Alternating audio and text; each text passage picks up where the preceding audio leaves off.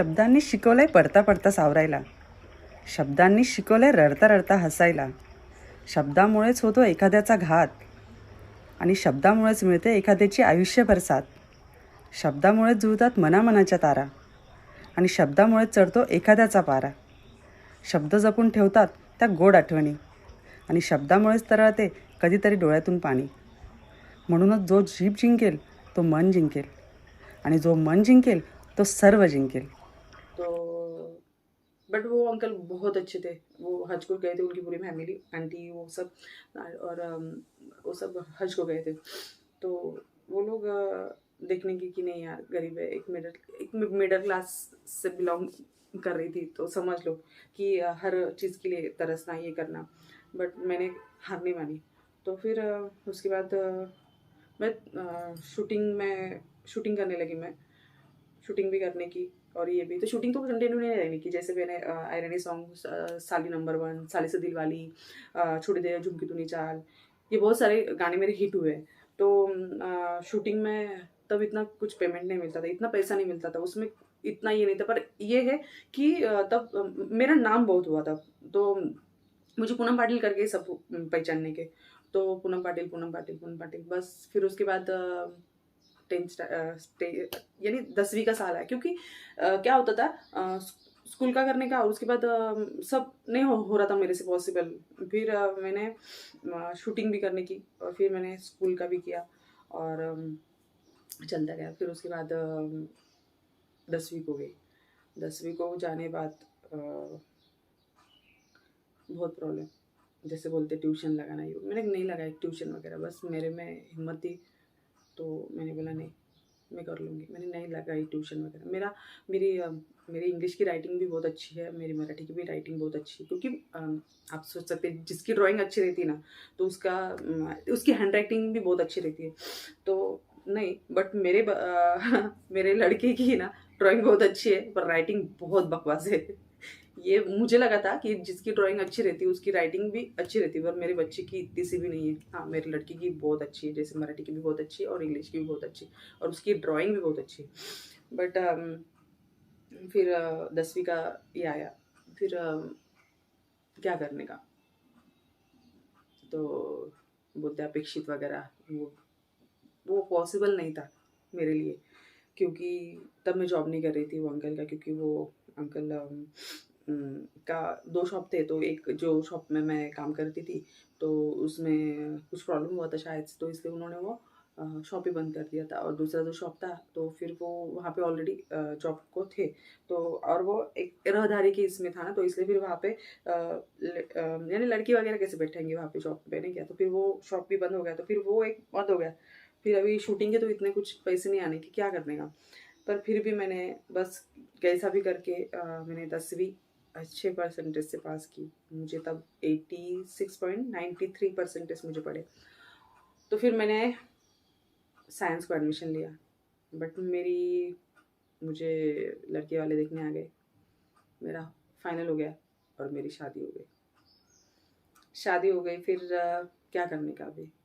तो फिर अभी मुझे दिया नासिक को. तो फिर नासिक से धुलिया अप डाउन करने का. बट मैं ज़्यादा नासिक में रही नहीं स्टार्टिंग को, क्योंकि बोले तो एक क्योंकि मुझे प्रेगनेंसी रहने लगे, तो इसलिए वो नहीं हो रहा था पॉसिबल. और कॉलेज भी करने का और उसके बाद फिर से यहाँ पे रहने का नहीं हो रहा था. फिर मेरे हस्बैंड ने भी मुझे बहुत सपोर्ट किया था.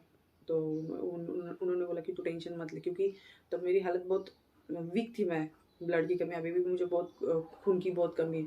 तो फिर मेरी प्रेगनेंसी हुई. तो फिर उसके बाद फिर मैंने यहाँ पे फिर मेरी दुलिया में मेरी नानी के यहाँ पे ही फिर मैंने ज़्यादा रही. फिर वो ही इधर आ जाते थे मुझे मेरे पास, जैसे 8 दिन में मिलने के लिए. फिर वैसे फिर डिलीवरी हुई. डिलीवरी होने के बाद फिर बच्चों को कौन संभालेगा, क्योंकि अभी कॉलेज को भी जाना. मैं छोड़ देने की मेरी नानी के पास. मेरी नानी ने मेरे बच्चों को मेरी नानी ने ही संभाला. जो है सो है. मेरी नानी ने बहुत ही उनको सब उसको यानी मेरी लड़की को मेरी नानी ने ही सब किया. मैंने तो कभी नहीं उनके कुछ भी नहीं किया है मैंने. उनको नहलाना धुलाना सब मेरी नानी ने ही किया। फिर उसके बाद मैं सिर्फ पढ़ाई और मेरी शूटिंग, बस इसकी तरफ मैंने ध्यान दी, यानी ज़्यादा नहीं, क्योंकि प्रेगनेंसी में तो पॉसिबल ही नहीं था।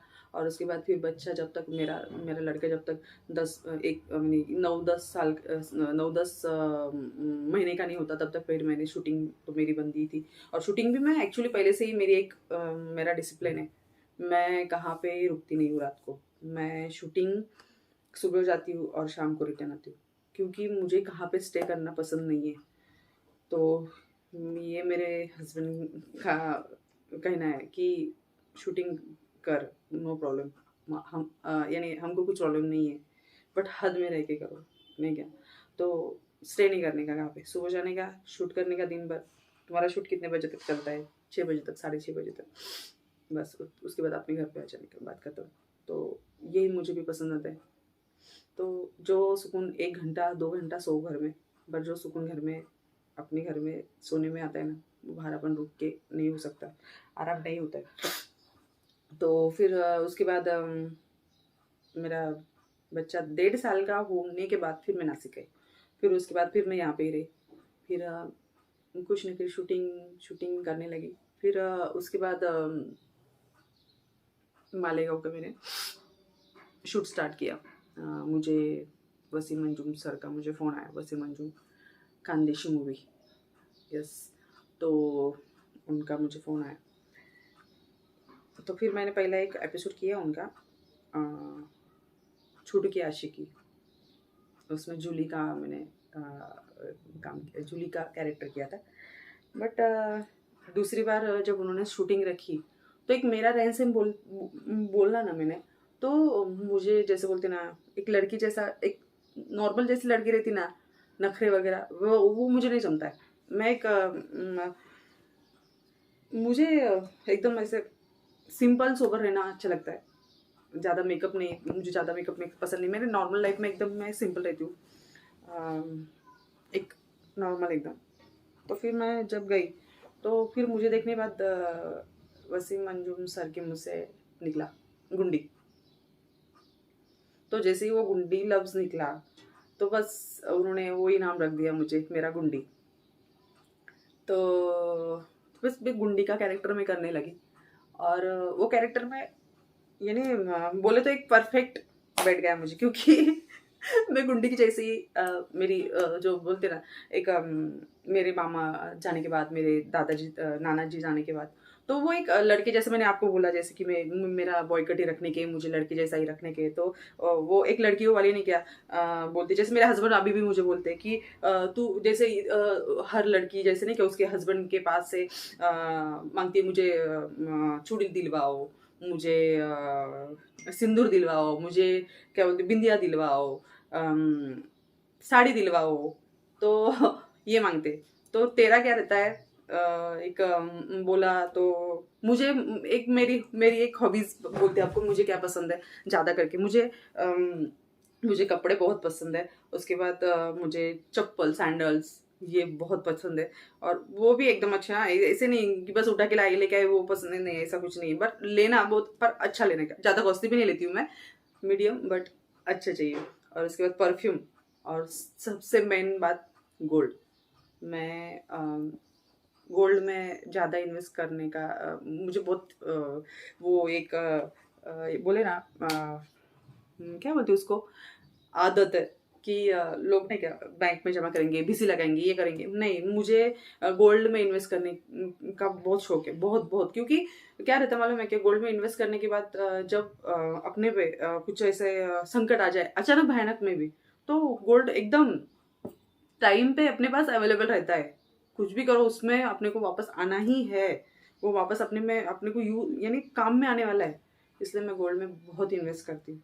ये मेरी बहुत यानी मेरे लिए अच्छी आदत है। लोगों के लिए ऐसा लगता होगा कि बस ये वो, पर नहीं, मुझे यही अच्छा लगता है। तो तब से फिर मेरी वो गुंडी की जर्नी स्टार्ट हुई, और फिर मैं शूट करने लगी। तो मैंने कम से कम 7 से 8 साल मैंने वसीम अंजुम के चैनल पे काम किया। फिर उसके बाद थोड़ा दोस्तों ने भी धोखा दिया मुझे। चैनल खोलना था, जो बोलते थे दोस्त थे, हमारी बहुत अच्छी दोस्त थे, हमारे बहुत दोस्त थे, ये कर चैनल खोल, ये कर वो कर। हम सपोर्ट करेंगे, वो करेंगे। बट जब चैनल खुलने का टाइम आया तो तब उनको पैसा बहुत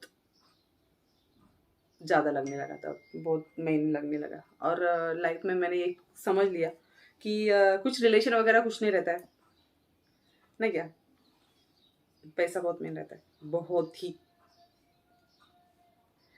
रिश्ते मिल जाते हो, रास्ते में बड़े रहते रिश्ते, पैसे नहीं मिलते। इसलिए फिर मैंने वो सोचा, बट कुछ नहीं, फिर हो गया चैनल मेरा, बनाया मैंने।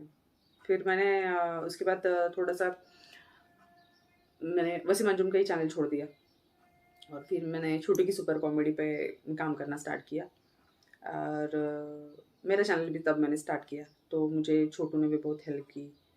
उसके बाद मेरा दोस्त पहलवान और सुल्तान, ये लोगों ने, सबने मुझे बहुत हेल्प की। बाबू राव सॉरी, तो बाबू राव, ये सब लोगों ने मुझे बहुत बहुत हेल्प की। फिर बस ऐसे मेरी जर्नी स्टार्ट हुई।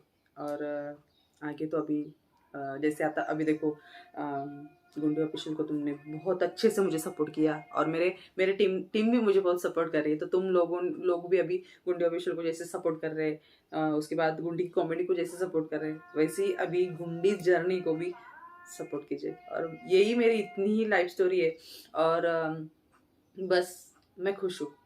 मेरा छोटा सा महल है ये, मेरा वाला छोटा सा है, पर मैं बहुत खुश हूँ। मैं 2 टाइम खा पी के मेरा सब होता है, मुझे कोई नहीं है। मुझे अभी मुझे मेरी नानी है और एक अभी छोटा मामा है, मामी है, बस। उसके अलावा मेरे 2 बच्चे और मेरे हस्बैंड, उसके अलावा मेरी कोई दुनिया नहीं, यही मेरी दुनिया है बस। और मैं जो भी कुछ कर रही हूँ सिर्फ इनके लिए कर रही हूँ। और मैं कभी किसका बुरा नहीं सोचती। तो मैं बोलती ना कि सबका अच्छा हो, सब आगे बोलो। और मैं कुछ बहुत ज़्यादा कमाती नहीं हूँ, छोटा सा, पर 2 टाइम खा पी के खुश हूँ, बहुत खुश हूँ। तो देखो अभी आपको कैसा लगा, अच्छा लगा तो लाइक करो, ज़्यादा से ज़्यादा शेयर करो, और अच्छी कमेंट करो, अच्छी कमेंट करो। और मेरे चैनल को, गुंडी जर्नी को सब्सक्राइब करना नहीं भूलना है आपको, ओके ना? तो चलो बाय। तो सबको श्री गणेशाय नमः। जय महाराष्ट्र, जय खानदेश।